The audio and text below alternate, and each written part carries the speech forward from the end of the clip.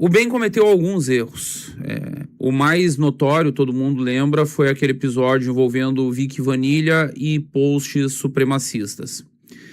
E aqui eu vou contar um bastidor para vocês que ninguém sabe. Que ninguém sabe porque estava dentro de casa. E repito, só estou contando esse bastidor porque eu soube, não pela boca do Renan, não pela boca do Guto, não pelo próprio Bem, não por ninguém.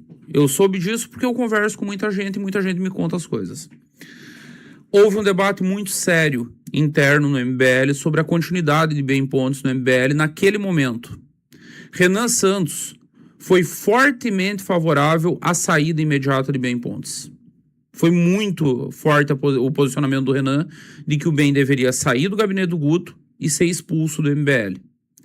O Renan, que tantos acusam de ditador, de dono do MBL, de não escutar ninguém, de obrigar todo mundo a só fazer o que ele manda, foi derrotado. O Guto fez a defesa do Bem.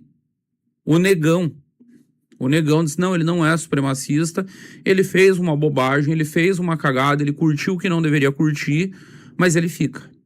E ficou. E o movimento inteiro defendeu o Bem, talvez no momento que ele tivesse mais fragilizado publicamente. Era um negócio muito sério. Vamos falar sério aqui?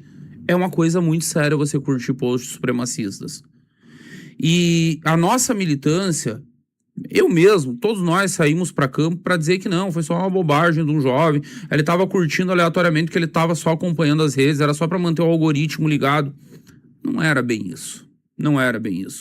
Ele se desculpou, ele recuou, ele foi defendido pelo conjunto da militância, pelos porta-vozes, e o Renan engoliu. Agora, o Renan engoliu. Não era a primeira vez, não era o primeiro problema, e o clima ficou muito ruim mesmo.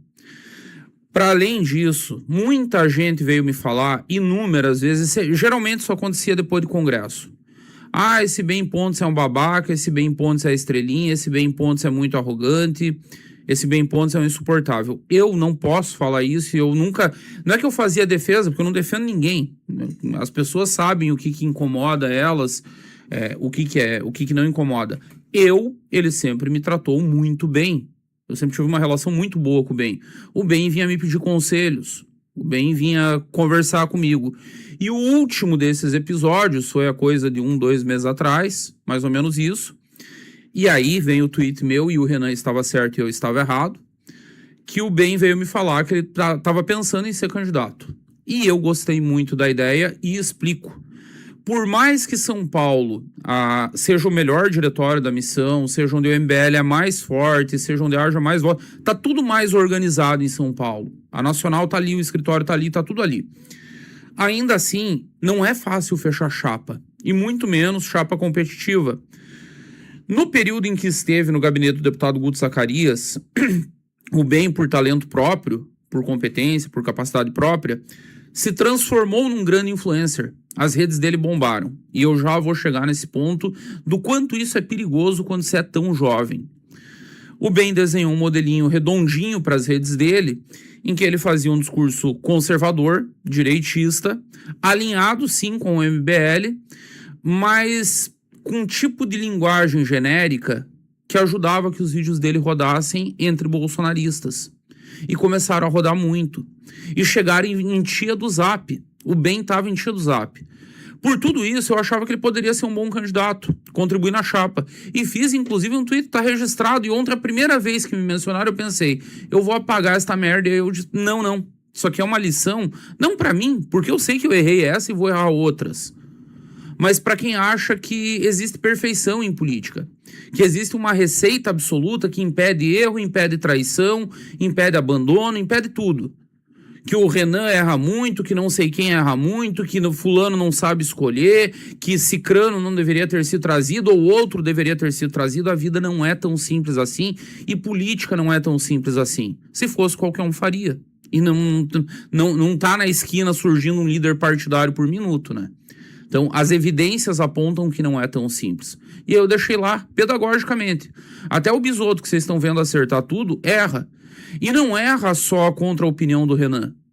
Minha esposa, quando eu falei a primeira vez sobre a candidatura de Bem Pontes, me chamou de louco. Porque ela também conhece o bem há tempo e sabe dos problemas de atitude, de instabilidade, do emocional do bem, que todo mundo sempre soube. Mas eu dizia a ela, é um bom candidato. Eu não estou dizendo que o bem é sensacional, que está preparado. Não. Agora, eu tenho que montar chapa. Eu preciso de candidatura. Eu preciso de palanque. Gente, não se monta isso buscando a perfeição. Ninguém consegue fazer isso de modo perfeito no Brasil. Muito menos um partido recém-fundado. E eu achei que era uma boa aposta. O BEM botou essa candidatura para andar. Aí, a partir disso, eu não participei de mais nada, apesar de ter até membro do Clube do Bisotto que foi escalado pelo BEM para ir para a coordenação de campanha dele. E chegou no Renan e o Renan disse, não, você não será candidato. Pelo que eu entendi do que eu conversei com o BEM ontem, foi meio que uma espécie de gota d'água. Ele já estava abalado há muito tempo e aí nós chegamos a com quem que ele foi compor, com Lucas Pavanato e com Fernando Holliday.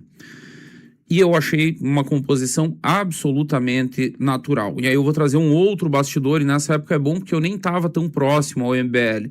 Eu estava trabalhando na campanha do Gabriel Kanner e eu só soube das fofocas. Me chegaram durante e após as eleições ali de 2020.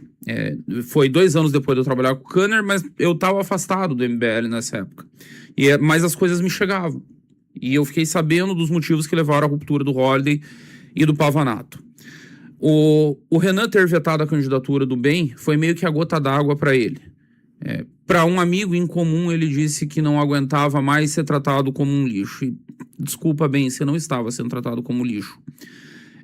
O tratamento que o BEM vinha recebendo, e sim, era um tratamento duro, é o tratamento que se reserva para quem erra de maneira muito grave, expõe o próprio movimento político. Vamos lembrar que essa história de curtir post supremacista, conteúdo neonazi, rendeu horas e mais horas de vídeo do Nando Moura. Rendeu trabalho para responder. Rendeu defesa, rendeu energia, tempo gasto que poderia ter sido gasto com coisas mais interessantes, com a divulgação da candidatura do Renan, com construção de outras candidaturas, com a construção de uma campanha do Kim de governador em São Paulo, com inúmeras outras coisas que teriam sido mais interessantes. O tratamento que o BEM estava recebendo é o tratamento que jovens costumam receber em qualquer grupo político quando fazem cagada e cagada feia. E por que eu estou falando isso com essa tranquilidade? Porque eu já recebi esse tratamento. Porque eu já fiz merda. E aí, quando você faz merda, você leva tempo para recompor confiança, para recompor respeito, para recompor espaço. Isso é da natureza da vida. Isso não é porque o Renan é um pau no cu, não é porque o MBL é malvado, não é porque as pessoas não gostam dele, não vão com a cara dele. Não tem nada a ver com isso. Não tem absolutamente nada a ver com isso. É o custo do erro. O erro sempre será cobrado. No MBL, no MDB, no União Brasil, no bolsonarismo.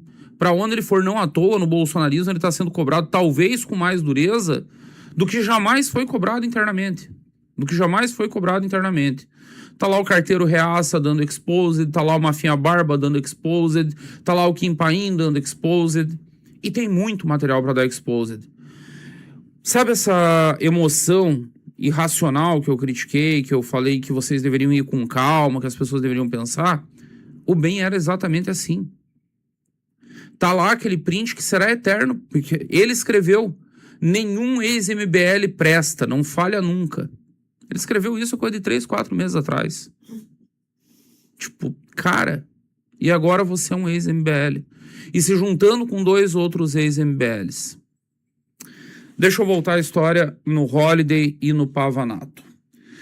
Véspera das eleições de 2020, pilhado pelo Pavanato, aí eu conheço os bastidores da história, pilhado pelo Pavanato, o Holliday começa a entrar em paranoia. Notou como tem um padrão aí de emocional de jovens que circuitam? Pois é. O Holliday começa a entrar em paranoia e enfia na cabeça que o MBL não queria que ele fosse reeleito e estava sabotando a eleição dele. Tudo isso por conta do lançamento de Rubinho Nunes, que na época era o advogado do movimento, entrou com várias ações importantíssimas, era amigo dos irmãos Santos desde Vinhedo, era uma amizade que transcendia a política. A política foi consequência, não foi origem dessa amizade. E o Holiday começou a entrar em paranoia. Se vocês conseguirem achar os vídeos finais do Holiday naquela campanha de 2020, vocês vão ver o nível que chegou. O guri tava surtado.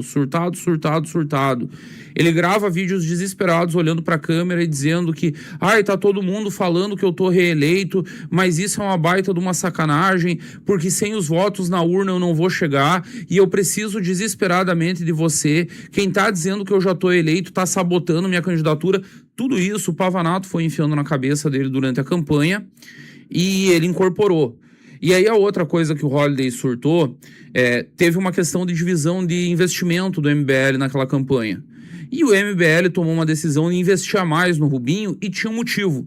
O Rubinho estava indo para a primeira campanha. O Holiday tinha tido 4 anos de mandato, de gabinete, de estrutura, de assessores para montar a sua própria campanha de reeleição. Fazia sentido, o movimento queria crescer. Você coloca mais em quem precisa mais, quem tá indo pela primeira vez. Mas nessa do Pavanato metendo pilha, o Holiday botou na cabeça que era tudo uma grande conspiração, que estavam sacaneando ele e que iam derrubar ele. Logo depois da eleição, o Holiday sai do MBL. O plano, a princípio, não era ser bolsonarista. Para quem não lembra, o Holiday estava na famigerada manifestação de 2021, a mesma em que eu estive em São Paulo. Foi a primeira vez que eu vi o Renan depois de 3 anos. Fazia 3 anos que nós não nos encontrávamos. Eu encontro o Renan na manifestação de novembro de 2021 em São Paulo. O maior caminhão daquela manifestação pelo impeachment do Bolsonaro não era do MBL, não era do Vem Pra Rua, era de Fernando Holiday, que se aproximou do gabinete que era do finado Major Olímpio, pegou as viúvas do Major Olímpio e estavam tentando montar um grupo político independente, com o Novo, com grana do Novo, com uma série de coisas ali, batendo no Bolsonaro, pedindo impeachment, bancando terceira via. Eles não viraram bolsonaristas de cara.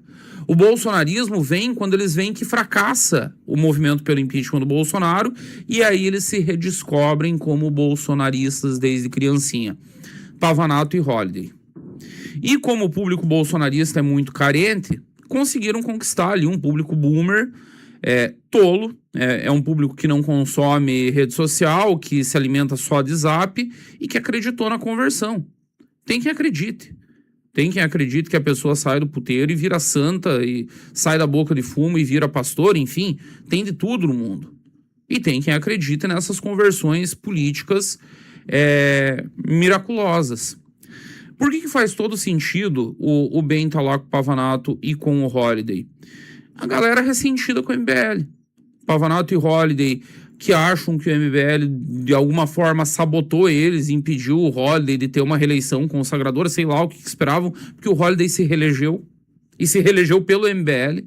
O Holiday não se reelegeu já rompido, a ruptura veio depois da reeleição. Primeiro ele garantiu o mandato, depois ele rompe.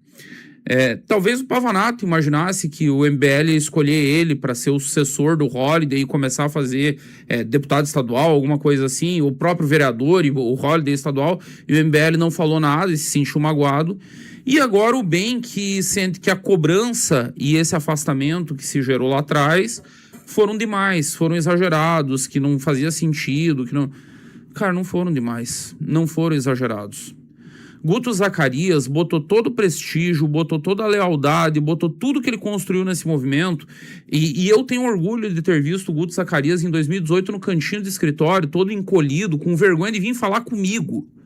Quando ele vinha falar comigo, eu posso fazer uma pergunta para o senhor?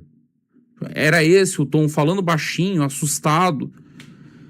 O Guto Zacarias construiu esse mandato dele, construiu as redes dele, construiu o gigante que ele é hoje e botou tudo isso na mesa para bancar o Ben lá atrás. No fundo, o Renan tinha razão lá atrás. O nível do desgaste que gerou era para ter dito, querido, não dá mais, acabou. Mas em respeito ao peso político do Guto, o Ben ficou. E aí agora o Guto vê o seu assessor num ato de Deus, chega, vou embora, não quero mais. No 4º ano de mandato, 4 anos no gabinete. Gostou do vídeo?